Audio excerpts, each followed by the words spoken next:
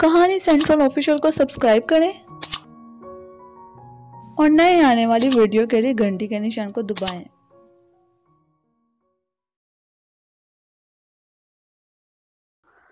पिछले एपिसोड में आपने सुना था कि नाग और वो जो पुतला था वो मसनूई चांद में बैठकर एक कहकशा की तरफ बढ़ रहे थे।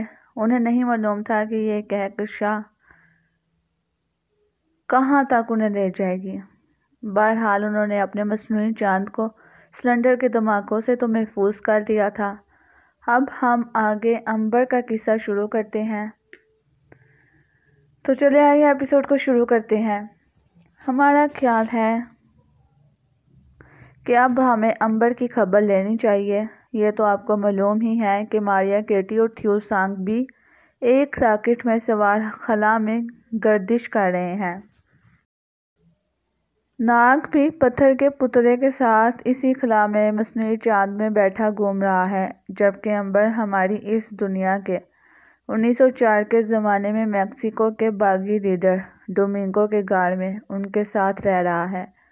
डोमिंगो के साथ लड़की सांगी भी उनके साथ ही है और वो लोग मैक्सिको के महल और छोरनी पर हमला करने का प्रोग्राम बना रहे थे। अब हमें वहीं से अपनी कहानी शुरू करनी चाहिए। बागी डोमिंगो और मांगी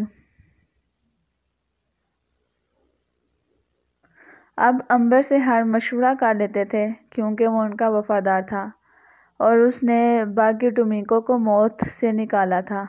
ये लोग अपने लिए खुफिया ठिकाने यानी गुमनाम पहाड़ियों के एक गाड़ में मोमबत्ती जलाए बैठे थे। शाही महल और छावनी का नक्शा उनके सामने था और वो गौर कर रहे थे कि उन्हें किस तरफ से हमला करना चाहिए। आखिर ये तय हुआ कि रात के पिछले पहर बागी डोमिंगो अपने आदमियों को लेकर शाही महल के अकब की तरफ से अंदर दाखिल होगा और इसे सांगी और अंबर छावनी में जो गोला बारूद का ज़खीरा है उसे उड़ाने की कोशिश करेंगे। जब रात आधी से ज़्यादा गुजर गई तो बागी लीडर डोमिंगो अपने आदमियों को लेकर बंदूकें कांधों पर डाले घोड़े पर सवार होकर शाही महल की तरफ रवाना हो गए। दूसरी तरफ अंबर और सांगी भी बंदूकें संभाले घोड़ों पर सवार छावनी की तरफ चल पड़े। बागी डोमिंगो रात के अंधेरे में शाही महल की दीवार पर कमंड ढालकर चढ़ गया था। उसके आदमी भी उसके पीछे पीछे थे। महल की छत पर जो पहरेदार थे उनको उन्होंने काबू कर वहीं डाल दिया था। डोमिंगो आगे आगे था। उसे महल के अंदर जाने का एक खुफिया रास्ता मालूम था, मगर उसे ये मालूम नहीं था कि उसके फरार होने के बाद इस खुफिया रास्ते में बादशाह के हुक्म पर एक ऐसा गड्ढा खोदा जा चुका है जो ऊपर से नजर नहीं आता था और उसके ऊपर घास फूस डाल दी गई है। चुनाचा बागी डोमिंगो जब एक बुर्ज का जीना उतर कर सुरंग में दाखिल हुआ तो वह घास फूस के जाल को पहचान न सका। जो ही उसने उस पर कदम रखा वो द्रम से एक अंधे गड्ढे में गिर गया। उसके साथियों ने जब अपने लीडर को गहरे गड्ढे में गिरते देखा तो इसे छोड़कर अपनी जान बचाकर भाग गए। इस गड्ढे पर एक खुफिया तार लगा था। इस तार को शाही महल में बादशाह की ख्वाबगाह में एक घंटी के साथ बांध दिया गया था। जो ही बागी डोमिंगो इस तार पर गिरा बादशाह की ख्वाबगाह में घंटी बज उठी थी। बादशाह ने खतरे का अलार्म बजा दिया। उसी वक्त चाको चुबंद फौज का एक मुसल्ला दस्ता सुरंग की तरफ दौड़ा। उन्होंने रोशनी डालकर नीचे गड्ढे में देखा। कोई 50 फुट गहरे गड्ढे में बागी डोमिंगो जख्मी हालत में पड़ा था। फौजियों को नीचे उतार कर डोमिंगो को फौरन गिरफ्तार कर लिया गया और बादशाह के हुक्म से उसे जंजीरों में जकड़ कर काल कोठरी में डाल दिया गया। ये सब कुछ आधे घंटे के अंदर अंदर हो गया था। इस वक्त अंबर और सांगी दोनों अकेले छावनी की दीवार पर चढ़कर कूद चुके थे और अब वो दरख्तों के पीछे से होते हुए कमांडोज की तरह से जमीन पर रींग रींग कर इस गोदाम की तरफ बढ़ रहे थे। यहाँ गोला बारूद जमा था। बंदूकें दोनों की पीठ से लगी थी। उन्हें कोई खबर नहीं थी कि उनका लीडर डोमिंगो पकड़ा जा चुका है। अंबर ने अंधेरे में देखा कि गोला बारूद के गोदाम के बाहर 2 फौजी चाल फिर कर पहरा दे रहे हैं। उसने सरगोशी में सांगी से कहा था, मैं एक फौजी को काबू करता हूँ। जब सीटी बजाऊँ तो तुम दौड़कर गोदाम के दरवाजे पर पहुँच जाना। یہ کہہ کر امبر دوسری طرف سے ہو کر رینگتے ہوئے گودام کے دروازے کی جانب بڑھا۔ ارد گرد اندھیرا تھا مگر گودام کے آگے ایک گیس چل رہا تھا جس کی روشنی میں اسے دونوں پہرے دار صاف نظر آ رہے تھے۔ امبر نے دیکھا کہ پہرے دار دروازے سے تھوڑی دور تک جاتے ہیں اور پھر واپس آ جاتے ہیں۔ امبر اسی جگہ چھپ کر بیٹھ گیا جہاں ایک پہرے دار پہنچ کر واپس ہوتا تھا۔ امبر اندھیرے میں گھات لگائے بیٹھا تھا۔ جوں ہی پہرے دار فوجی اس کے قریب آ کر واپس پلٹا، امبر چیتے کی طرح سے گھات سے نکل کر اچھلا اور فوجی کی گردن کو دبوچ کر نیچے گرا لیا۔ فوجی کے زمین پر گرنے کی آواز سن کر دوسرا فوجی چوکنا ہو گیا۔ اس نے اپنے ساتھی کو آواز دی۔ جب کوئی جواب نہ آیا تو بندوق تان کر اندھیرے کی جانب بڑھا۔ امبر وہاں سے ہٹ کر دوسری طرف چلا گیا تھا۔ جوں ہی دوسرے فوجی نے اپنے ساتھی کو زمین پر پڑے دیکھا اور اس پر جھکا، امبر نے اس پر بھی چھلانگ لگا دی۔ دونوں پہرے داروں کو ہمیشہ کی نیند سلا کر امبر نے سیٹی بجائی۔ سانگی درختوں میں سے نکل کر اس کی طرف دوڑی۔ امبر گودام کا دروازہ کھول کر اندر داخل ہو گیا۔ یہ بہت بڑا گودام تھا۔ اس کے اندر ایک چھوٹا سا گیس روشن تھا۔ انہیں اندر جا کر سخت مایوسی ہوئی تھی کیونکہ یہ اسلحے اور گولہ بارود کا گودام نہیں تھا بلکہ اس کے اندر رسے کے بڑے بڑے گچھے اور گھوڑوں کے زین کا سامان پڑا تھا۔ لکڑی کے تختے تھے، فوجی چارپائیاں تھیں اور لوہے کے خاردار تاروں کے گچھے بڑے ہوئے تھے۔ سانگی مایوسی سے سر ہلا کر بولی تھی، مائی گڈنس، یہاں تو گولہ بارود کہیں نہیں ہے۔ امبر کہنے لگا، نقشے میں تو یہاں گولہ بارود کا گودام دکھایا گیا تھا۔ سانگی بولی، ہم سے دھوکا ہوا ہے، جلدی سے یہاں سے واپس نکلو۔ وہ گودام سے نکل کر چھونے کی دیوار کی طرف دوڑے ہی تھے کہ ان پر گولیاں برسنے لگیں۔ سانگی لیٹ جاؤ، امبر نے چیخ کر کہا تھا۔ دو گولیاں امبر کے سر سے ٹکرا چکی تھیں۔ اسے ڈر تھا کہ سانگی ماری جائے گی۔ وہ سانگی کے ساتھ ہی زمین پر لیٹ گیا۔ سانگی نے بندوق سے فائرنگ شروع کر دی۔ امبر نے اندازہ لگایا کہ وہ مقابلہ نہیں کر سکتے تھے۔ اسے معلوم تھا کہ وہ تو ہلاک نہیں ہو سکے گا مگر سانگی زندہ نہیں بچ سکے گی، اسی لیے بہتر یہی ہے کہ ہتھیار ڈال دیا جائے۔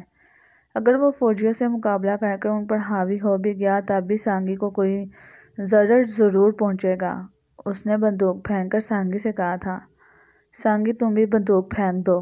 سانگی نے چلا کر کہا تھا، تم بزدل ہو، میں ہتھیار نہیں پھینکوں گی، میں لڑتے لڑتے مروں گی۔ لیکن امبر اسے بچانا چاہتا تھا۔ وہ ایک معصوم لڑکی کو ہلاک ہوتے نہیں دیکھنا چاہتا تھا۔ اس نے سانگی کے ہاتھ سے بندوق چھین کر پرے پھینک دی اور بلند آواز میں کہا تھا، ہم اپنے آپ کو گرفتاری کے لیے پیش کرتے ہیں۔ سانگی نے امبر کی گردن پر زور سے مکہ مارا اور غصیلی آواز میں کہا تھا، تم بزدل ہو، تم نے غداری کی ہے، تم سرکاری فوجیوں کے ساتھ مل گئے ہو۔ سانگی نے محسوس کیا کہ اس نے کسی پتھر پر مکہ مارا ہے۔ اس کا ہاتھ درد کرنے لگا تھا۔ اتنے میں 15-16 فوجی دوڑ کر ان کے پاس آ گئے اور انہیں گھیرے میں لے لیا۔ کمانڈر نے حکم دیا ہے کہ ان کو گرفتار کر کر لے چلو۔ سانگی سخت غضبناک ہو رہی تھی۔ وہ امبر کو برا بھلا کہہ رہی تھی کہ اس نے غداری کی ہے۔ امبر، اگر میں بچ گئی تو تمہیں زندہ نہیں چھوڑوں گی۔ تم دشمن کے جاسوس ہو، تم غدار ہو۔ امبر نے آہستہ سے کہا تھا، یہ وقت آنے پر تمہیں معلوم ہوگا کہ میں نے ہتھیار کیوں ڈالے تھے۔ فوجیوں نے اسی وقت دونوں کو رسیوں میں جکڑا اور قید خانے کی طرف گھسیٹتے ہوئے لے گئے تھے۔ سرکاری فوجوں کی یہ سب سے بڑی فتح تھی۔ ایک ہی رات میں انہوں نے باغی گروپ کے تینوں سربراہوں کو گرفتار کر لیا تھا۔ بادشاہ بہت خوش تھا کہ اس کے دشمن اس کے قبضے میں آ گئے ہیں اور وہ ان تینوں کو سخت اذیت دے کر ہلاک کرنا چاہتا تھا۔ بہت جلد امبر اور سانگی کو بھی پتہ چل گیا تھا کہ ان کا لیڈر ڈومینگو بھی گرفتار ہو چکا ہے۔ امبر، سانگی اور ڈومینگو کو الگ الگ قید خانوں میں بند کیا گیا تھا۔ ڈومینگو گڑھے میں گرنے سے زخمی ہو گیا تھا۔ اس کا بازو سخت درد کر رہا تھا۔ جب ایک پہرے دار نے اسے طنز کرتے ہوئے بتایا کہ اس کے 2 ساتھی اور بھی پکڑے گئے ہیں جن میں ایک لڑکی ہے تو ڈومینگو کو سخت مایوسی ہوئی تھی۔ اسے یقین ہو گیا تھا کہ اب اسے موت کے منہ میں جانے سے کوئی نہیں بچا سکتا۔ اگلے روز دن چڑھا تو بادشاہ نے باغی ڈومینگو، امبر اور سانگی کی موت کا حکم دے دیا۔ اس حکم میں یہ بھی لکھا تھا کہ ان تینوں کو پتھروں کی دیواروں میں زندہ چن دیا جائے گا۔ یہ بڑی ہولناک موت تھی۔ فوج کا ایک دستہ باغی ڈومینگو امبر اور باغی لڑکی سانگی کو زنجیروں میں جکڑ کر چھوڑنے سے دور پہاڑیوں میں لے کر آ گیا۔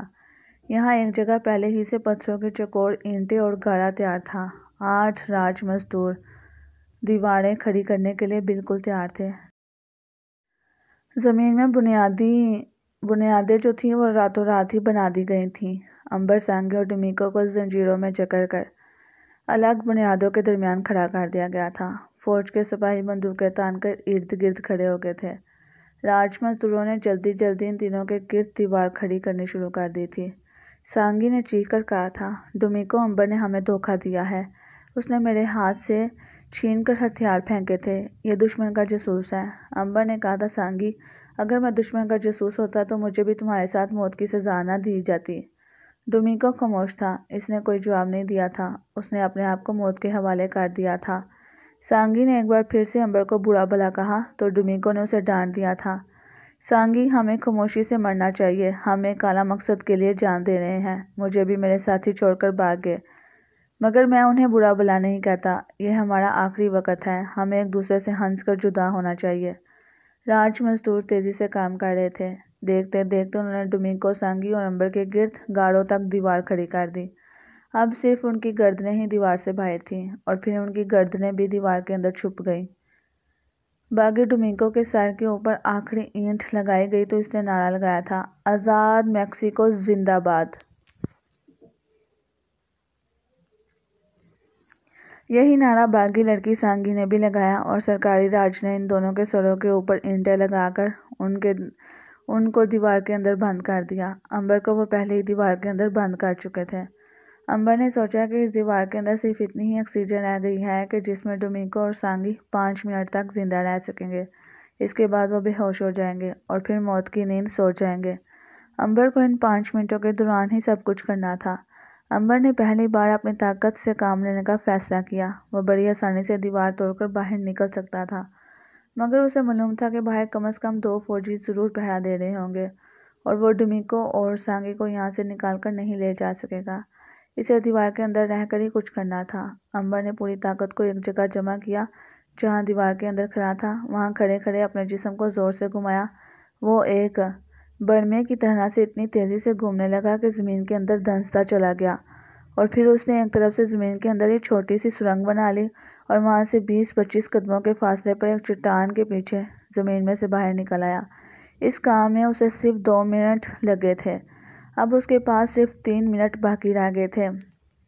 امبر نے چٹان کی اوٹ سے ان 3 قد آدم دیواروں کی طرف دیکھا جس کی 2 دیواروں میں ڈومینگو اور سانگی بند تھے۔ ان دیواروں کے قریب ہی 2 میکسیکی فوجی بندوقیں پاس رکھے پہرا دے رہے تھے اور ہنس ہنس کر باتیں بھی کر رہے تھے۔ امبر نے ایک پتھر زور سے دوسری طرف پھینکا۔ سپاہی چونک کر ادھر دیکھنے لگے۔ امبر کا خیال تھا وہ ادھر جائیں گے، مگر وہ اپنی جگہ سے نہ ہلے۔ امبر کے پاس زیادہ وقت نہیں تھا۔ اس نے سامنے آنے کا فیصلہ کیا اور چٹان سے نکل کر دونوں سپاہیوں کے پاس آ کر کھڑا ہو گیا۔ سپاہی امبر کو دیکھ کر ہکے بکے ہو کر رہ گئے تھے، کیونکہ انہوں نے اپنی آنکھوں کے سامنے امبر کو دیوار میں دفن ہوتے دیکھا تھا۔ امبر نے کہا تھا، ان دیواروں کو گرا دو۔ سپاہیوں نے بندوقیں اٹھا لیں اور پوزیشن سنبھال کر کھڑے ہو گئے تھے۔ امبر جانتا تھا کہ ان سپاہیوں کی موجودگی میں اگر اس نے دیواریں توڑ کر ڈومینگو اور سانگی کو باہر نکالا تو یہ ان پر گولیاں چلا کر انہیں ہلاک کر دیں گے۔ چنانچہ امبر نے پہلے ان دونوں کو ٹھکانے لگانے کا فیصلہ کیا۔ امبر آگے بڑھا۔ ایک سپاہی نے فائر کر دیا۔ گولی امبر کے سینے سے ٹکرا کر نیچے گر پڑی۔ امبر نے چھلانگ لگا کر دونوں سپاہیوں کو نیچے گرا دیا اور ان کے ہاتھوں سے بندوقیں چھین کر انہیں ٹکڑا کر کے بیکار کر دیا۔ اب وہ تیزی سے دیواروں کی طرف بڑھا۔ اس نے دھکا دے کر ایک دیوار کے اوپر کی اینٹیں نیچے گرا دیں، پھر دوسری دیوار کی اینٹیں بھی نیچے گرا دیں۔ دیواروں کے اندر سے سانگی اور ڈومینگو کے سر نمودار ہوئے تھے۔ وہ نیم بے ہوش تھے۔ تازہ ہوا میں سانس لیتے ہی دونوں نے اپنی آنکھیں کھول دیں اور دیکھا کہ امبر دونوں سپاہیوں سے لڑ رہا تھا۔ بھلا سپاہی امبر کا کہاں مقابلہ کر سکتے تھے؟ امبر کا ہاتھی سے بھی زیادہ طاقتور ایک مکہ کھا کر وہ بے ہوش ہو کر گر پڑے۔ امبر نے تیزی سے دیواروں کے پتھر گرائے اور سانگی اور ڈومینگو کو باہر نکال لیا۔ وہ دونوں زمین پر بیٹھ کر تازہ ہوا میں لمبے لمبے سانس لینے لگے۔ انہیں ابھی تک یہ راز معلوم نہیں ہوا تھا، کیونکہ وہ دیکھ رہے تھے کہ امبر خود بخود دیوار کے اندر سے کیسے باہر نکلا۔ امبر کی دیوار تو ویسی کی ویسی ہی کھڑی ہے، ڈومینگو نے اٹھ کر کہا تھا۔ تم دیوار سے کیسے باہر نکلے؟ امبر نے کہا، یہ وقت ان باتوں کا نہیں ہے، جتنی جلدی ہو سکے یہاں سے نکل چلو۔ سانگی احسان مند نظروں سے امبر کو دیکھ رہی تھی۔ امبر نے اسے کہا تھا، اب تو تمہیں یقین آ گیا ہوگا کہ میں سرکاری جاسوس نہیں ہوں۔ اس وقت اگر میں تم سے ہتھیار نہ ڈلواتا تو تم مر چکی ہوتی۔ اب بھاگو یہاں سے۔ ڈومینگو، سانگی اور امبر سامنے والی چٹانوں کی طرف دوڑے۔ ان چٹانوں کے پیچھے ڈھلان دور نیچے مکئی کے کھیتوں تک چلے گئی تھی۔ وہ بھاگتے ہوئے ڈھلان سے اتر کر کھیتوں کے پیچھے چلے گئے۔ ڈومینگو نے کہا تھا، ہمارے پاس نہ گھوڑے ہیں نہ بندوقیں، ہم دوبارہ پکڑے جا سکتے ہیں۔ سانگی نے ایک طرف گاؤں کی طرف اشارہ کیا اور بولی، ہمیں اس گاؤں سے گھوڑے مل سکتے ہیں۔ ڈومینگو بولا تھا، ہو سکتا ہے وہاں سپاہی موجود ہوں۔ امبر نے کہا تھا، تم لوگ اس جگہ ٹھہرو، میں گاؤں میں جا کر گھوڑے لانے کی کوشش کرتا ہوں۔ امبر تیز تیز قدم اٹھاتا گاؤں کی طرف بڑھا۔ ڈومینگو اور سانگی اونچی فصل میں چھپ کر بیٹھ گئے۔ امبر گاؤں کے باہر ہی تھا کہ اسے ایک بوڑھا میکسیکی گھوڑے پر سوار اپنی طرف آتا دکھائی دیا۔ امبر نے اسے ہاتھ کے اشارے سے روکا۔ بوڑھے نے گردن ایک طرف جھکا کر کہا تھا، تم میکسیکی نہیں لگتے، تم کہاں سے آئے ہو؟ امبر نے کہا تھا، چچا میں ملک مصر کا سیاح ہوں، میرے بوڑھے ماں باپ میرے ساتھ ہیں، وہ بیمار ہیں، مجھے ان کے لیے 2 گھوڑے چاہیے۔ بوڑھا بولا تھا کہ میرے پاس صرف ایک گدھا ہے اور یہ تو میں تمہیں نہیں دے سکتا، خدا حافظ۔ یہ وقت ان باتوں کا نہیں ہے، جتنی جلدی ہو سکے یہاں سے نکل چلو۔ یہ کہہ کر بوڑھا آگے بڑھا۔ امبر کو ایک مکان کی دیوار کے پیچھے 2 گھوڑے گھاس چرتے دکھائی دیے۔ وہ ان کے قریب گیا۔ اس نے ادھر ادھر دیکھا، وہاں کوئی آدمی نہیں تھا۔ امبر نے گھوڑوں کی باگیں تھامیں اور انہیں آہستہ آہستہ چلاتا اپنے ساتھ لے کر مکئی کے کھیت میں آ گیا۔ یہاں ڈومینگو اور سانگی اس کا انتظار کر رہے تھے۔ ڈومینگو نے سانگی کو اپنے ساتھ گھوڑے پر بٹھایا اور دوسرے گھوڑے پر امبر بیٹھ گیا اور وہ گھوڑے دھڑاتے پہاڑیوں کی طرف چل دیے۔ مختلف پہاڑیوں کے چکر کاٹ کر وہ اپنے خفیہ ٹھکانے پر پہنچے تھے۔ گاڑ میں آتے ہی ڈومینگو نے امبر سے پوچھا تھا، امبر یہ بتاؤ کہ تم بند دیوار میں سے کیسے باہر نکلے تھے؟ امبر نے مسکراتے ہوئے کہا تھا، میں نے اندر سرنگ کھود دی تھی۔ سانگی کہنے لگی تھی، دیوار میں تو صرف کھڑے ہونے کی جگہ تھی، امبر نے جھک کر سرنگ کیسے کھود لی؟ امبر بولا تھا، یہ میرا راز ہے جو میں تمہیں بتا نہیں سکتا۔ ڈومینگو ہنس دیا تھا، پھر اس نے کہا تھا، اب ہمیں یہاں سے بھی کوچ کر جانا چاہیے، ہمارے فرار کا کچھ دیر بعد حکومت کو پتہ چل جائے گا اور ان کی فوج اس سارے علاقے کو گھیرے میں لے لے گی۔ سانگی کہنے لگی تھی، میرا خیال ہے ہمیں ملک کیوبا کے جزیرے کی طرف چلے جانا چاہیے، تاکہ وہاں رہ کر ہم ایک دفعہ پھر سے اپنی طاقت کو جمع کریں اور ایک نیا گروہ بنائیں اور پھر تازہ دم ہو کر یہاں آئیں۔ ڈومینگو کو سانگی کی یہ تجویز پسند آئی تھی۔ ٹھیک ہے، ہم اس وقت کیوبا کی طرف نکل چلتے ہیں۔ امبر سوچ رہا تھا کہ وہ ان کے ساتھ جا کر کیا کرے گا۔ اسے تو ماریا ناگ اور کیٹی کی تلاش تھی۔ وہ تو اپنے ساتھیوں سے ملنا چاہتا تھا، مگر اسے کچھ معلوم نہیں تھا کہ وہ اپنے دوستوں سے کہاں اور کس طرح سے مل سکتا ہے۔ اس نے یہی مناسب سمجھا کہ ابھی ڈومینگو اور سانگی کے ساتھ یہیں رہے، شاید کیوبا جانے کے بعد ماریا ناگ اور کیٹی کا کوئی سراغ مل جائے۔ کیوبا جانے کے لیے ان تینوں کو ساحل سمندر پر جانا پڑا۔ وہ سمندر کے ویران کنارے پر آ گئے۔ یہاں سمگلروں کی کشتیاں چلتی تھیں، جو لوگوں کو غیر قانونی طور پر میکسیکو کے ساحل سے کیوبا کی طرف لے جاتی تھیں اور سمگلنگ کا کاروبار بھی ساتھ ہی ساتھ کرتی تھیں۔ جب اندھیرا چھا گیا تو ڈومینگو نے ایک کشتی کو ساحل کی طرف آتے دیکھا۔ کشتی کنارے کے ساتھ آ کر لگ گئی۔ ڈومینگو نے امبر اور سانگی کو وہیں رہنے کا اشارہ کیا اور خود کشتی کی طرف بڑھا۔ تھوڑی دیر بعد وہ خوشی خوشی واپس آیا۔ اس نے بتایا کہ کشتی اس کے ایک سمگلر دوست کی ہے۔ امبر اور سانگی بہت خوش ہوئے۔ انہوں نے کشتی میں سمندر پار کیا اور کیوبا کے ساحل پر آ گئے۔ کیوبا میں نیگرو لوگ رہتے تھے اور یہاں ایک فوجی جرنیل کی حکومت تھی۔ ڈومینگو نے امبر سے کہا تھا، یہاں ایک جنگل میں جھیل کے کنارے سے میرے کچھ دوست رہتے ہیں، میں ان کے پاس جانا ہوگا ہمیں۔ یہ لوگ جنگل میں جھیل کے کنارے ایک پرانے مکان میں رہ رہے تھے۔ یہ بھی باغی تھے اور کیوبا کے خلاف بغاوت کا پروگرام بنا رہے تھے۔ امبر کو اب ان لوگوں سے کوئی دلچسپی نہیں تھی۔ اسے ماریا ناگ اور کیٹی کی یاد ستانے لگی تھی۔ رات باغی گروہ کے مکان میں گزارنے کے بعد امبر جھیل کنارے سیر کرتے کرتے جنگل میں دور نکل گیا۔ اس نے دیکھا کہ جھیل کی دوسری طرف درختوں میں کسی مکان کی چمنی باہر نکلی ہوئی تھی۔ وہ اس مکان کی طرف چلنے لگا۔ امبر نے دیکھا کہ یہ ایک خستہ حال پر اسرار سا مکان تھا جس کی سیاہ چمنی میں سے دھواں نکل رہا تھا۔ کیا کوئی اس کے اندر رہ رہا ہے؟ امبر نے سوچا اور مکان کے پرانے دروازے کی طرف بڑھا۔ دروازہ بند تھا۔ امبر مکان کے پچھلی طرف آ گیا۔ یہاں جنگلی گھاس دیوار کے ساتھ اگی ہوئی تھی۔ اوپر ایک چھوٹی سی کھڑکی تھی جس پر پھولوں والی بیل جھکی ہوئی تھی۔ امبر اچھل کر کھڑکی پر چڑھ گیا۔ اس نے کھڑکی کا پٹ آہستہ سے کھولا تھا۔ اندر ایک کمرہ تھا۔ پرانا خستہ حال صوفوں پر گرد جمی تھی مگر آتش دان میں آگ جل رہی تھی۔ آتش دان کے قریب ایک آرام دہ کرسی تھی۔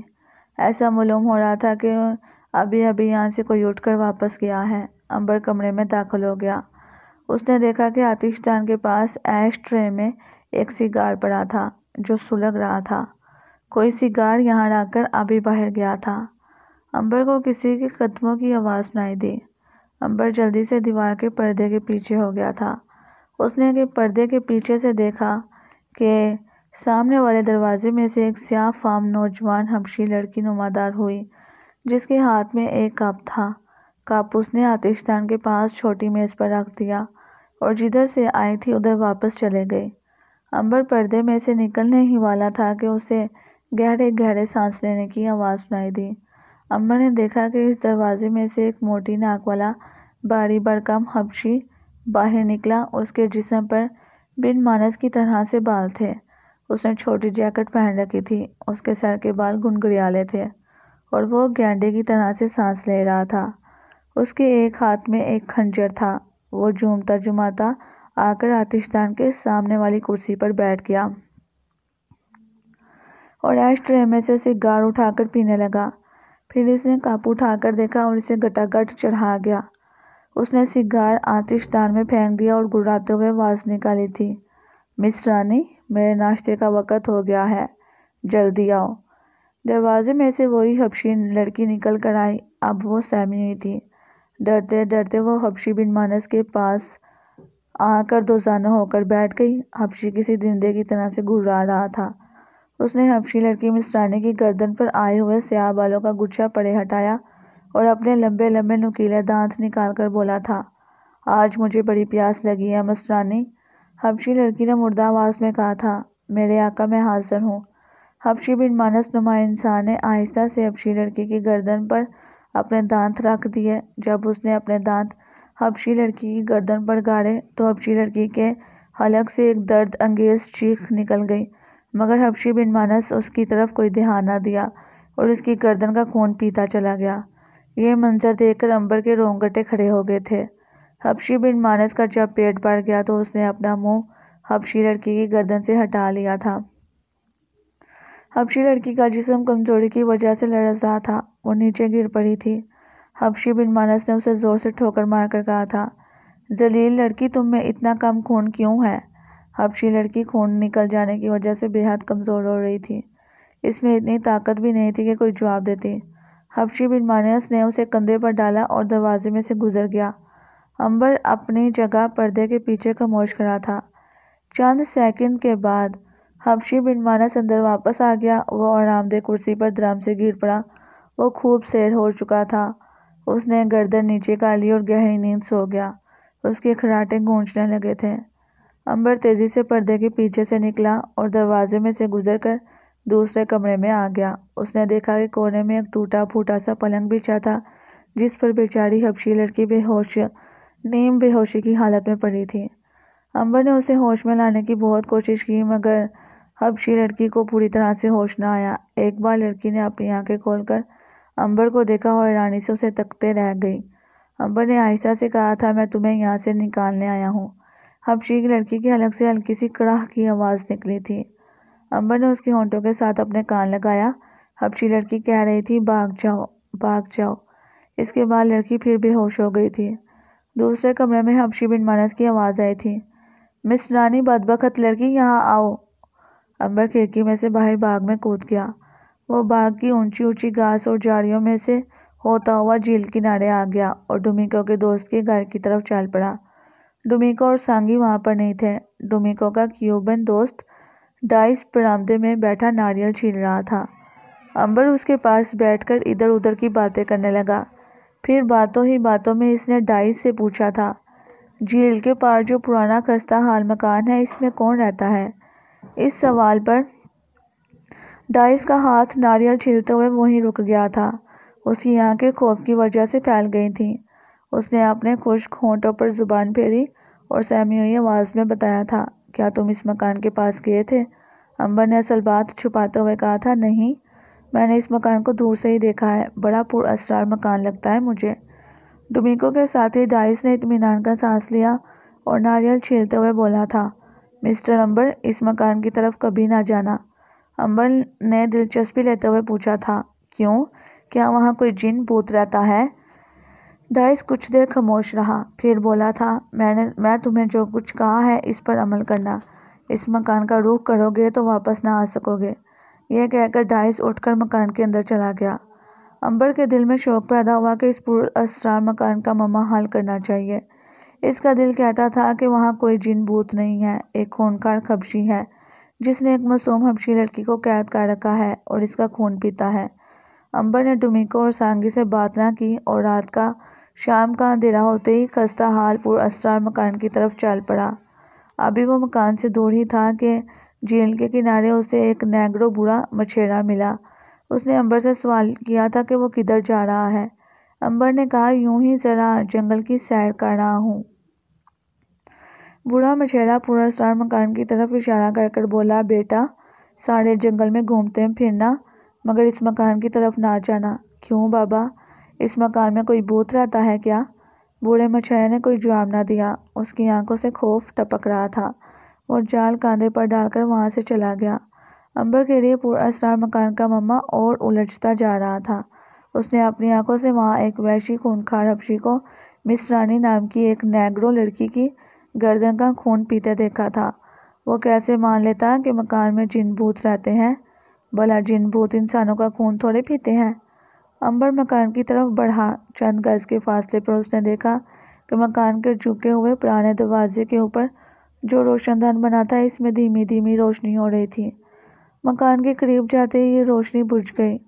امبر مکان کے پچھواڑے آ گیا۔ یہاں وہ کھڑکی تھی جس میں سے کود کر وہ پہلی بار اندر گیا تھا۔ اس نے دیکھا ہے کھڑکی بند ہے۔ امبر نے کھڑکی کے قریب جا کر اسے آہستہ سے دھکیلا تو کھڑکی کا پٹ کھل گیا تھا۔ امبر کھڑکی میں سے اندر داخل ہو گیا۔ یہ وہی کمرہ تھا جس کے آتش دان میں آگ جل رہی تھی۔ آرام دہ کرسی پاس ہی خالی پڑی تھی۔ تپائی کے ایش ٹرے میں سگار نہیں تھا۔ معلوم ہوتا تھا کہ وحشی خونخوار حبشی دوسرے کمرے میں ہے۔ امبر آہستہ آہستہ سے قدم اٹھاتا دروازے میں سے گزر کر دوسرے کمرے کی طرف آیا تو دیکھا کہ کمرے میں ایک بڑا سا پلنگ بچھا ہے۔ دیواروں پر لمبے لمبے بھاری سے پردے لٹک رہے ہیں۔ پلنگ پر وہی حبشی لڑکی مس رانی سیدھی لیٹی تھی۔ اس کی آنکھیں کھلی تھیں اور وہ چھت کو تک رہی تھی۔ امبر اس کے پیچھے آ گیا اور جھک کر اسے تکنے لگا۔ حبشی لڑکی مس رانی نے آنکھیں گھما کر امبر کو دیکھا تھا۔ اس کے خشک ہونٹ ذرا سے ہلے تھے۔ اس نے کہا تھا کہ بھاگ جاؤ بھاگ جاؤ۔ امبر نے کہا تھا، میں تمہیں یہاں سے نکالنے آیا ہوں، اٹھو میرے ساتھ یہاں سے نکل چلو۔ حبشی لڑکی مس رانی نے سامنے والی دیوار کی طرف خوف بھری نظروں سے دیکھا تھا۔ امبر نے دیکھا کہ سامنے والی دیوار پر پردہ نہیں تھا، دیوار خالی تھی، مگر اس پر روشنی کا ایک چھوٹا سا دائرہ کسی طرف سے پڑنے لگا تھا۔ روشنی کا یہ دائرہ آہستہ آہستہ بڑا ہوتا گیا۔ حبشی لڑکی مس رانی پریشان ہو کر چیخنے لگی تھی، بھاگ جاؤ، وہ آ رہے ہیں۔ امبر نے دیکھا کہ روشنی کے دائرے کا سائز انسانی قد کے برابر ہو گیا تھا اور اس میں سے دو انسانی ہیولے ظاہر ہونا شروع ہو گئے تھے۔ مس رانی نے گھبرائی ہوئی آواز میں کہا تھا کہ چھپ جاؤ چھپ جاؤ۔ امبر تیزی سے سامنے والی دیوار کے بھاری پردے کے پیچھے چھپ گیا، مگر وہ ذرا سا پردہ پیچھے کھسکا کر دیکھ رہا تھا۔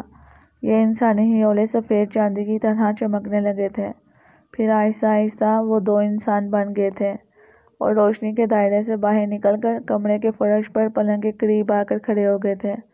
دونوں انسانی شکل کے تھے اور کسی دوسری دنیا کی مخلوق نہیں لگ رہے تھے، مگر انہوں نے سفید خونی سوٹ پہن قسم کی وردیاں پہن رکھی تھی اور ان کے ہاتھوں میں چھوٹے سائز کے دو گول شیشے تھے اور ان شیشوں کا رخ انہوں نے دیوار کی طرف کیا۔ دیوار کی روشنی کا دائرہ سمٹ کر ان شیشوں میں واپس آ گیا تھا۔ دونوں انسان نے گول چھوٹے شیشے وہیں پلنگ کے اس بڑی میز پر رکھ دیے اور ایک دوسرے کی طرف دے کر اشارہ کیا تھا۔ اشارے کے ساتھ ہی ایک نے اپنی جیب سے ایک بال پوائنٹ کے سائز کا ایک پین نکال کر اس کا رخ دروازے کی طرف کیا اور دروازے میں سے وہی خونخوار حبشی نمودار ہوا تھا۔ یہ وحشی حبشی آہستہ آہستہ چل کر آتا پلنگ کے پاس سر جھکا کر کھڑا ہو گیا تھا۔ ایک سفید خلائی لباس والے آدمی نے کسی نامعلوم زبان میں کہا تھا۔ امبر یہ زبان پہلی بار سن رہا تھا مگر اسے سمجھ رہا تھا۔ آج تمہیں اس لڑکی کے جسم میں اپنا زہر داخل کرتے ہوئے 10 روز ہو گئے ہیں۔ صرف 5 روز مزید تم اس کے جسم میں اپنا زہر داخل کرو گے۔ اس کے بعد تم اپنے آپ مر جاؤ گے اور ہم اس لڑکی کو اپنی دنیا میں لے جائیں گے۔ وحشی حبشی نے سر جھکا کر اپنی زبان میں کہا تھا۔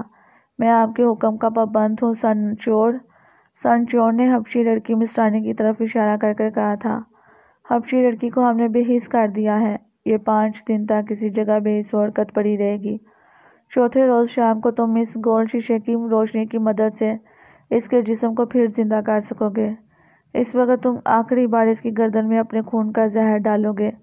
5ویں دن ہم آ کر اسے اپنے ساتھ لے جائیں گے۔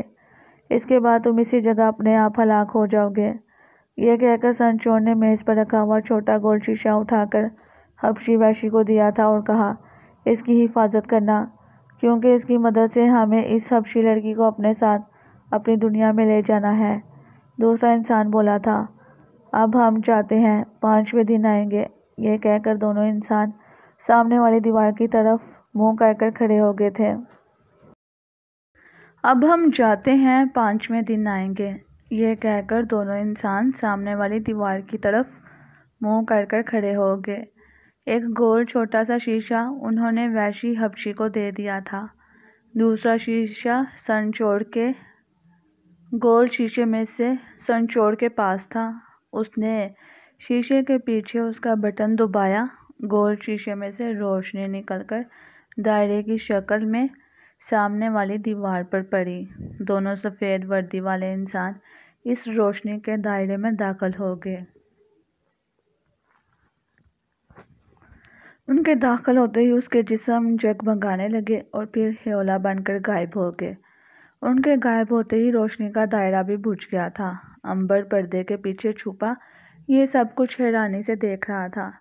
دونوں پراسرار انسانوں کے غائب ہونے کے بعد وحشی حبشی نے پلنگ پر پڑی حبشی لڑکی مصرانی کی طرف جھک کر دیکھا تھا اور گڑگڑاتے ہوئے بولا تھا، تمہاری وجہ سے مجھے موت مل رہی ہے۔ کاش میں تمہیں بھی اپنے ساتھ ہلاک کر دیتا، لیکن میں بے بس ہوں۔ تمہارے جسم میں اپنے جسم کا خاص کیمیاوی زہر داخل کرنے کے سوا کچھ نہیں کر سکتا۔ وحشی حبشی نے گول شیشہ اپنی جیکٹ کی جیب میں ڈالا اور دوسرے کمرے کی طرف چلا گیا۔ اب تو امبر کی سمجھ میں یہ بات آئی کہ اصل میں یہ حبشی آدمی حبشی لڑکی مصرانی کا خون نہیں پیتا، بلکہ اس کی گردن میں اپنے دانت گاڑ کر اس کے جسم میں کوئی خاص زہر داخل کرتا ہے۔ اس کے جانے کے بعد کمرے میں اندھیرا اور خاموشی چھا گئی تھی۔ حبشی وحشی جاتے ہوئے کمرے کا دروازہ بند کرتا گیا تھا۔ امبر پردے کے پیچھے سے نکل آیا۔ دروازے کے پاس جا کر اس نے درز میں سے دوسرے کمرے میں دیکھا تھا۔ وحشی حبشی آتش دان کے پاس آرام دہ کرسی کے ساتھ سر پیچھے لگائے نیم دراز تھا۔ اس کی آنکھیں بند تھیں، شاید وہ سونے کی کوشش کر رہا تھا۔ امبر واپس حبشی لڑکی مصرانی کے پاس آیا اور اس کے پاس پلنگ پر بیٹھ گیا۔ حبشی لڑکی مصرانی اسی طرح سے کھلی آنکھوں سے سب کچھ تک رہی تھی۔ اس نے امبر کی طرف آنکھیں گھما کر دیکھا اور آہستہ سے کہا تھا، تم نے سب کچھ دیکھ لیا ہوگا، اب اگر اپنی زندگی چاہتے ہو تو یہاں سے نکل جاؤ۔ امبر نے جھک کر حبشی لڑکی مس رانی کے کان میں کہا تھا، میں نے سب کچھ دیکھا بھی ہے اور سن بھی لیا ہے۔ اب میں نے فیصلہ کیا ہے کہ تمہیں ان ظالموں کی قید سے رہائی دلا کر جاؤں گا۔ دوسرے کمرے سے گڑگڑانے کی آواز آئی۔ امبر جلدی سے پلنگ کے پیچھے ہو گیا تھا۔ کمرے میں گہری خاموشی چھا گئی تھی۔ امبر پھونک پھونک کر قدم رکھتا دروازے کے پاس گیا۔ دوسری طرف جا کر دیکھا، وحشی حبشی کرسی پر سو رہا تھا اور اس کے خراٹے اس طرح سے گونج رہے تھے جیسے وہ گڑگڑا رہا ہو۔ امبر جلدی سے واپس حبشی لڑکی مس رانی کے پاس آ گیا۔ اس نے آہستہ سے کہا تھا، میں جانتا ہوں ان لوگوں نے تمہیں پلنگ پر پتھر بنا دیا ہے۔ میں نے یہ بھی سن لیا تھا کہ اگر پراسرار گول شیشے کی روشنی تمہارے جسم پر ڈالی جائے تو تمہارے جسم میں پھر سے جان پڑ جائے گی۔ مس رانی نے سرگوشی کی، مگر یہ گول شیشہ اس ظالم وحشی کی جیکٹ میں ہے۔ اگر تم اسے نکالو گے تو وہ تمہیں مار ڈالے گا۔ تم اس کا مقابلہ نہیں کر سکتے۔ امبر ذرا سا مسکرایا تھا، کیونکہ اس حبشی لڑکی مس رانی کو امبر کی طاقت کا پتہ نہیں تھا۔ اس نے مس رانی کے کان میں سرگوشی کرتے ہوئے کہا تھا، وہ میرا مقابلہ نہیں کر سکے گا۔ میں اس کی جیب سے گول شیشہ لے کر آتا ہوں۔ لڑکی مس رانی کی دہشت سے آنکھیں پھیل گئی۔ اس نے آہستہ سے کہا تھا، ایسا مت کرنا، ایسا مت کرنا، وہ تمہیں زندہ نہیں چھوڑے گا۔ امبر نے اس کی ہدایت پر کوئی توجہ نہ دی اور دروازے کی طرف بڑھا۔ دروازے میں دوسری طرف تالا لگا تھا۔ امبر نے اپنے ہاتھ کو دروازے پر رکھ کر ذرا سا زور لگایا۔ تالا توڑنے کے لیے امبر کا اتنا ہی زور کافی تھا، مگر دروازے کا تالا آواز کے ساتھ ٹوٹ گیا۔ اس آواز نے وحشی حبشی کو جگا دیا تھا۔ اس نے اپنا بھاری گینڈے جیسا سر گھما کر دروازے کی طرف دیکھا۔ اس کے سامنے امبر کھڑا تھا۔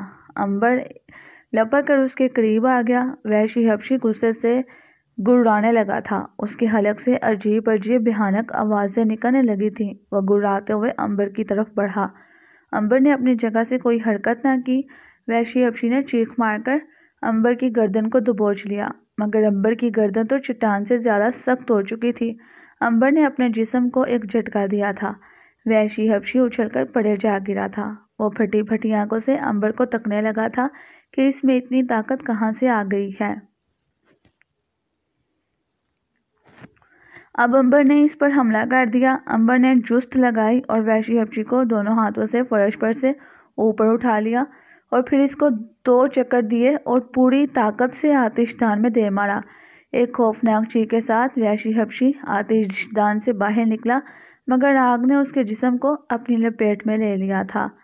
امبر نے لپک کر اس کے جسم سے جیکٹ کو کھینچ لیا۔ جیکٹ پھٹ کر اس کے ہاتھ میں آ گئی۔ اس جیکٹ کی جیب سے گول شیشہ تھا۔ وحشی حبشی لڑکھڑا کر آتش دان کے سامنے گر پڑا۔ اس کا جسم آگ میں جل کر سیاہ ہو گیا تھا۔ وہ تڑپ رہا تھا، پھر وہ بے حس ہو گیا اور اس کے جسم نے کوئی حرکت نہ کی۔ امبر نے اسے جھک کر دیکھا، وہ ختم ہو چکا تھا۔ امبر جیکٹ کی جیب میں سے شیشہ نکال کر حبشی لڑکی مس رانی کے پلنگ کے پاس آ گیا۔ اس نے وحشی حبشی کے چیخنے چلانے کی آوازیں سن لی تھیں۔ جب امبر نے اسے بتایا کہ وحشی حبشی ختم ہو چکا ہے تو مس رانی کو تو اپنے کانوں پر یقین ہی نہیں آ رہا تھا۔ امبر نے اسے گول شیشہ دکھا کر کہا، یہ دیکھو، میں پراسرار غیبی طاقت والا شیشہ اپنے ساتھ لے آیا ہوں۔ یہ یقیناً غیبی شیشہ ہے، میں اسے غیبی شیشہ ہی کہوں گا۔ مس رانی حیرت سے کبھی امبر کو دیکھتی اور کبھی اس شیشے کو۔ امبر نے کہا، اب اس کی روشنی میں تم پر کیسے ڈالوں؟ مس رانی نے کہا، اس کے پیچھے ایک بٹن لگا ہے، اسے دباؤ گے تو غیبی شیشے میں سے روشنی نکلے گی۔ امبر نے غیبی شیشے کے پیچھے لگا ہوا چھوٹا سا بٹن دبایا تو شیشے میں سے روشنی کا چھوٹا سا دائرہ باہر آیا۔ مس رانی نے کہا کہ اس دائرے کو میرے سینے پر ڈالو۔ امبر نے دائرے کا رخ حبشی لڑکی مس رانی کے جسم پر ڈالا۔ روشنی کا دائرہ بڑا ہونے لگا، پھر لڑکی کا جسم روشنی میں آ گیا۔ اس کے ساتھ ہی لڑکی اٹھ کر بیٹھ گئی۔ اس نے جلدی سے کہا تھا، بٹن دبا کر روشنی بجھا دو۔ امبر نے روشنی بجھا دی۔ مس رانی پلنگ سے اتر آئی۔ اس نے امبر کے ساتھ دوسرے کمرے میں جا کر وحشی حبشی کی جلی ہوئی لاش دیکھی تو بولی، ہر ظلم کرنے والے کا یہی انجام ہوتا ہے۔ امبر نے لڑکی کو آرام دہ کرسی پر بٹھا دیا، وحشی حبشی کی جلی ہوئی لاش کو کونے میں لڑکھا دیا اور خود ایک چوکی پر بیٹھ گیا اور مس رانی سے پوچھنے لگا، یہ سب کچھ کیا ماما ہے؟ مجھے بتاؤ کہ تم کون ہو، کہاں سے آئی ہو، اور وہ دو سفید لباس والے آدمی کون تھے؟ ان کی دنیا کون سی ہے؟ اور وہ اس وحشی حبشی کا زہر تمہارے جسم میں کیوں داخل کر رہے تھے؟ مس رانی نے کہا، میرے لیے خوشی کی بات یہ ہے کہ اب ان کا زہر بیکار ہو گیا ہے۔ اگر تم 4 دن بعد یہاں آتے تو میرا تو کام ہی تمام ہو چکا ہوتا، پھر مجھے ان لوگوں سے کوئی نہیں بچا سکتا تھا، لیکن اب میں موت کے منہ سے بچ گئی ہوں۔ امبر نے پوچھا، مگر یہ لوگ کون تھے اور تمہارے ساتھ ایسا سلوک کیوں کر رہے تھے؟ حبشی لڑکی بولی، اس دنیا کو تم اپنی اصلی دنیا سمجھ رہے ہوگے، مگر یہ تمہاری اور ہماری اصلی دنیا نہیں ہے، بلکہ اصلی دنیا کا عکس ہے۔ ہماری اصلی دنیا جو تیسری ایٹمی جنگ کے بعد تباہ ہو گئی تھی، یہاں سے 1 لاکھ نوری سال کے فاصلے پر اسی طرح سے سورج کے گرد گردش لگا رہی ہے۔ وہ ہماری اصل دنیا ہے۔ یہ 2 سفید پوش آدمی مریخ کی مخلوق تھے۔ جب ہماری دنیا ایٹمی جنگ کی وجہ سے تباہ ہو گئی تو مریخ پر سے یہ مخلوق جنوبی قطب کے ایک علاقے پر اتر آئی تھی۔ وہاں میں اپنے ماں باپ کے ساتھ رہتی تھی۔ ہم ایٹمی جنگ سے اس لیے بچ گئے تھے کہ میرا باپ ہمیں ساتھ لے کر ایک کان کے اندر زمین میں جا چھپا تھا۔ جنگ کے بعد جب ہم اوپر زمین پر آئے تو ہمیں مریخ کی مخلوق نے پکڑ لیا تھا۔ انہوں نے ہم پر تجربے شروع کر دیے کہ ہم پر ایٹمی تابکاری کا اثر کیوں نہیں ہوا۔ انہوں نے میرے بوڑھے ماں باپ کو تو وہی کان کے اندر قید کر ڈالا اور مجھے اس غیبی شیشے کے ذریعے ہوا میں غائب کر کر اس دنیا میں لے آئے جہاں ہماری دنیا پر گزرے ہوئے واقعات کا عکس گزر رہا تھا۔ انہوں نے اپنے تجربے کے لیے یہاں کے ایک طاقتور حبشی انسان کو 1 ماہ تک سام ڈسوائے، پھر اس کو اپنے قابو میں کر کر میرے جسم میں اس کے دانتوں کا زہر داخل کرانا شروع کر دیا۔ یہ لوگ 5 روز بعد مجھے اپنے سیارے مریخ پر لے جانے والے تھے، جہاں یہ میرے جسم سے سارا خون نکال کر اس کے کیپسول بنانے والے تھے تاکہ اس کی مدد سے مریخ پر ایٹمی تابکاری کے اثرات کو زائل کیا جا سکے۔ امبر حیران ہو کر حبشی لڑکی مس رانی کی باتیں سن رہا تھا۔ کیا انہوں نے ہماری اصل زمین پر بھی کوئی اڈا بنا رکھا ہے؟ ہاں، جہاں میرے ماں باپ سونے کی کان میں قید ہیں، وہاں انہوں نے ایک خفیہ جگہ پر اپنا اڈا بنایا ہوا ہے۔ وہاں اس مخلوق نے ایک بہت بڑا ایٹمی ری ایکٹر لگا رکھا ہے جس کی مدد سے یہ ساری دنیا کو اپنے قبضے میں لینے کا پروگرام بنا رہے ہیں۔ جب ساری بات امبر کی سمجھ میں آ گئی تو اس نے مس رانی سے کہا تھا، اس کا مطلب ہے کہ ہم اپنی اصل دنیا سے 1 لاکھ نوری سال کے فاصلے پر ہیں۔ ہاں، مس رانی نے جواب دیا تھا۔ تو ہم وہاں کس طرح سے پہنچیں گے؟ امبر نے سوال کیا تھا۔ حبشی لڑکی مس رانی نے کہا تھا، یہ جو غیبی شیشہ تمہارے پاس ہے، یہی ہمیں ہماری اصل دنیا میں واپس پہنچا سکتا ہے۔ وہ کیسے؟ امبر نے شیشے کی طرف دیکھ کر کہا تھا۔ غیبی شیشہ اپنے ہاتھ میں لے کر حبشی لڑکی مس رانی نے کہا تھا، یہ دیکھو، اس غیبی شیشے کے پیچھے جو بٹن لگا ہے اس کے اوپر ایک سوئی ہے جس کا رخ شمال کی طرف 90 ڈگری کے زاویے پر ہے۔ اس کا رخ ہماری اصل دنیا کی طرف ہے۔ ہم اس غیبی شیشے کو روشنی کی مدد سے اپنی اصل دنیا میں واپس جا سکتے ہیں۔ امبر کو خیال آیا کہ اگر وہی اس کی اصل دنیا ہے تو اسے وہی جانا چاہیے، ہو سکتا ہے وہاں اس کی ملاقات ماریا ناگ اور کیٹی وغیرہ سے ہو سکے۔ اس نے کہا تھا، ٹھیک ہے، میں بھی تمہارے ساتھ اپنی اصل دنیا میں جاؤں گا۔ مس رانی نے امبر سے پوچھا تھا، مگر کیا یہ دنیا تمہاری اصل دنیا نہیں ہے؟ تم کون ہو؟ تم نے تو مجھے اپنے بارے میں کچھ نہیں بتایا۔ امبر نے کہا، میرا نام امبر ہے، میں ملک مصر کا رہنے والا تھا، وہاں سے سیاحت کرتا ملک انگلستان گیا کہ ایٹمی جنگ شروع ہو گئی تھی۔ میں ایک زیر زمین ریلوے اسٹیشن میں جا کر چھپ گیا تھا، پھر وہاں ایک روشنی ہوئی، شاید وہاں نیوٹرون بم گرا تھا، پھر مجھے ہوش نہیں رہا۔ جب ہوش آیا تو اس جگہ جھیل کے کنارے پڑا تھا جس کو تم ہماری اصلی دنیا کا عکس کہہ رہی ہو۔ اس کے علاوہ امبر نے حبشی لڑکی کو کچھ نہ بتایا، کچھ بتانے کی ضرورت بھی نہیں تھی۔ حبشی لڑکی مس رانی نے کہا تھا، میرا خیال ہے پھر ہمیں دیر نہیں کرنی چاہیے کیونکہ ہو سکتا ہے کہ مریخ کی مخلوق کو ہمارے بارے میں کسی طرح سے معلوم ہو جائے۔ امبر بولا، میں بالکل تیار ہوں، تم یہ بتاؤ کہ ہمیں کیا کرنا ہوگا۔ حبشی لڑکی مس رانی اٹھ کر کھڑی ہو گئی، پھر وہ امبر کو ساتھ لے کر دوسرے کمرے پر آ گئی۔ یہاں اس نے امبر کو خالی دیوار کے سامنے اپنے قریب کھڑا کیا اور غیبی شیشے کو اپنے ہاتھ میں لے کر اس کا بٹن دبا دیا۔ غیبی شیشے میں سے روشنی کا دائرہ نکل کر سامنے دیوار پر پڑا تھا۔ یہ دائرہ بڑا ہوتے ہوتے انسان کے سائز کا ہو گیا تو مصرانی نے کہا تھا، میرا ہاتھ پکڑ کر اس دائرے میں داخل ہو جاؤ، خبردار گھبرانا بالکل نہیں ہے، روشنی میں آتے ہی اپنی آنکھیں بند کر لینا، اگر آنکھیں کھلی رکھیں تو آنکھیں جل جائیں گی، اب میرے ساتھ آہستہ آہستہ قدم اٹھا کر چلو۔ امبر کا ہاتھ مصرانی کے ہاتھ میں تھا۔ غیبی شیشہ مصرانی نے امبر کو دے کر کہا تھا، اسے اپنے ہاتھ میں ہی تھامے رکھنا۔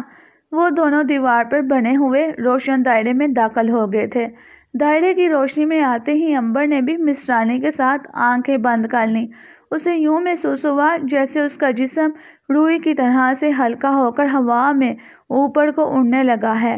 اس وقت امبر اور مصرانی کے جسم بالکل سفید ہو کر روشنی کے ذروں میں تبدیل ہو گئے تھے، پھر وہ غائب ہو گئے اور اس کے ساتھ ہی روشنی بھی دیوار پر سے غائب ہو گئی تھی۔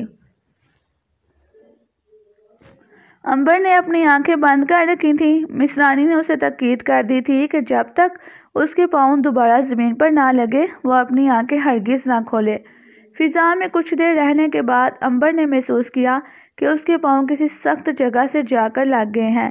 امبر نے آہستہ سے پوچھا تھا، مصرانی اب میں آنکھیں کھول لوں؟ ہاں امبر، آنکھیں کھول لو۔ امبر نے آنکھیں کھول دی۔ کیا دیکھتا ہے کہ وہ ایک اونچی پہاڑی کی ڈھلان کے پاس زمین پر کھڑا ہے۔ مصرانی بھی اس کے پاس ہی کھڑی ہے، دونوں نے ایک دوسرے کا ہاتھ تھام رکھا ہے۔ مصرانی، ہم کس ملک میں ہیں؟ حبشی لڑکی مصرانی نے کہا تھا۔ امبر، یہ ہماری اصل دنیا کے ملک افریقہ کا جنوبی علاقہ ہے۔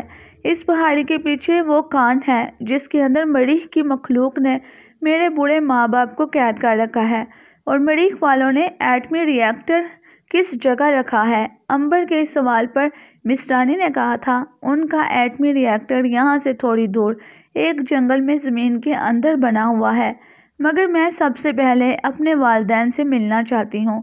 پھر وہ پریشان سی ہو کر بولی تھی کہ کان کے باہر مریخ کے آدمیوں کا زبردست پہرا ہے، اور یہ بھی ہو سکتا ہے کہ وہاں لگا ہوا خفیہ ریڈار ہمارے بارے میں ان کو خبردار کر دے، اس لیے ہمیں دوسری طرف سے ہو کر سونے کی کان کے پچھواڑے جانا چاہیے۔ کیا تم یہ راستہ جانتی ہو؟ امبر نے پوچھا تھا۔ مجھے اس سارے علاقے کا پتہ ہے۔ مصرانی نے امبر کو ساتھ لیا اور وہ دونوں پہاڑی کے جنوب مشرقی علاقے کی طرف سے ہو کر اس کی چڑھائی چڑھنے لگے تھے۔ پہاڑی کے اوپر کہیں کہیں بلند جنگلی جھاڑیاں اگی ہوئی تھیں۔ مصرانی نے ان جھاڑیوں میں چھپ کر دوسری جانب دیکھا۔ امبر بھی اس کے پاس ہی چھپ کر دوسری طرف دیکھ رہا تھا۔ دوسری طرف نیچے وادی میں ایک جگہ ٹیلے میں ایک سرنگ کا دروازہ تھا، جس کے باہر امبر نے دو سفید پوش آدمیوں کو دیکھا کہ ہاتھوں میں لیزر گنیں لیے پہرا دے رہے ہیں۔ مصرانی نے آہستہ سے کہا تھا، دیکھو مریخ کی مخلوق کان کے دروازے پر پہرا دے رہی ہے، ہم کان کے دروازے سے اندر داخل نہیں ہو سکتے، ہمیں ٹیلے کے پیچھے سے اندر جانا ہوگا۔ امبر نے پوچھا، کیا ٹیلے کے پیچھے بھی کان میں داخل ہونے کا کوئی راستہ ہے؟ ہاں، حبشی لڑکی مصرانی بولی تھی، یہ بہت پرانا راستہ ہے، جب اس کان سے سونا نکلا کرتا تھا تو اس راستے سے کان میں رس کر جمع ہونے والا پانی باہر پھینکا جاتا تھا، اب اس کان سے پانی نہیں ٹپکتا، ایٹمی تابکاری نے اس پانی کو خشک کر دیا ہے۔ میرے ساتھ چلو، کہیں ادھر بھی پہرے دار نہ ہو۔ امبر نے کہا تھا، میرا خیال ہے ادھر شاید کوئی نہیں ہوگا، اور اگر ہوا بھی تو دیکھا جائے گا۔ پھر وہ امبر کی طرف دیکھ کر مسکرائی اور بولی، تم نے وحشی خونخوار کو جس طرح سے ہلاک کیا ہے، اس کا مطلب ہے کہ واقعی تمہارے اندر زبردست طاقت ہے، لیکن خبردار، مریخ کی مخلوق کے سامنے آنے کی غلطی نہ کر بیٹھنا، ان کی طاقت کا تم تصور بھی نہیں کر سکتے۔ امبر بھی جواب میں مسکرایا تھا۔ وہ ٹیلے سے اترے اور اس کے پیچھے سے ہو کر پانی کے خشک نالے کے دہانے کی طرف چلنے لگے تھے۔ یہاں جگہ جگہ سیاہ پتھروں کے بڑے بڑے سے پتھر بکھرے ہوئے تھے، ہر طرف ویرانی اور خاموشی تھی، اگرچہ دوپہر کا وقت تھا، مگر آسمان پر سیاہ بادل آئے ہوئے تھے اور لگتا تھا کہ ابھی آسمان سے موسلا دھار بارش شروع ہو جائے گی۔ جب وہ کان کے خفیہ نالے کے قریب پہنچے تو آسمان پر بجلی چمکی اور زور سے بادل گرجا تھا۔ مس رانی نے امبر کا ہاتھ پکڑ کر اسے ذرا پیچھے کھینچ لیا، کیونکہ کچھ فاصلے پر پانی کے خشک نالے کے منہ پر ایک مریخ پہرے دار لیزر گن ہاتھ میں لیے وہاں پہرا دے رہا تھا۔ کیا امبر اور مس رانی کان کے اندر داخل ہو سکے؟ ناگ ماریا اور کیٹی سے امبر کی ملاقات کہاں ہوئی؟ ناگ ماریا اور کیٹی کے پاس کن حالات میں پہنچا؟ اپنی اصل اور تباہ شدہ دنیا سے یہ لوگ خلا میں کہاں گئے؟ غیبی شیشے کی وجہ سے امبر پر کیا گزری؟ یہ آئندہ آنے والی قسط میں انشاءاللہ آپ سماعت کریں گے۔ تو ملتے ہیں پھر اگلے ایپیسوڈ کے ساتھ انشاءاللہ۔ تب تک کے لیے اللہ حافظ۔